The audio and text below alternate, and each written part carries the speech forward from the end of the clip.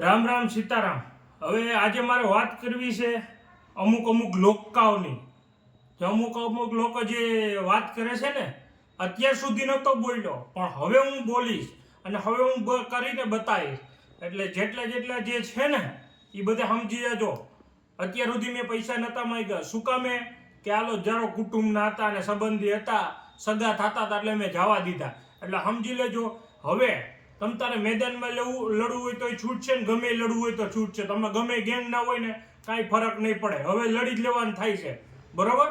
એટલે તમે ગેંગ ના હોય ને જવાબ દેતા હોય ને અને તમારા કેટલા ચિઠ્ઠા છે ને એ હવે હું ખોલીશ, એક પ્રૂફ સાથે ખોલવાનો છું।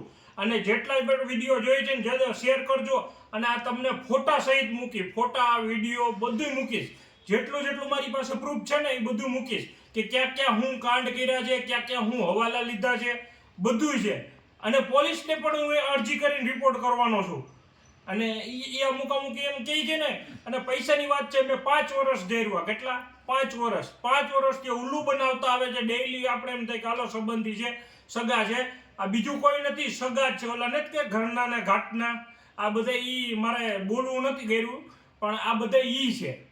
એટલે માપમાં રહેજો ને, જે ચોખ્ખું કહું છું। હવે વિડીયોમાં તમારા વિડીયો આવશે, ફોટા આવશે અને પ્રૂફ સાથ બૂચ મારો અને બૂચ મારવાના ધંધા બંધ કરી દેજો। ગામના લઈને બૂચ મારો, કોકની જમીનનું ખાણું બનાવી અને બૂચ મારવાના ધંધા બંધ કરી દેજો।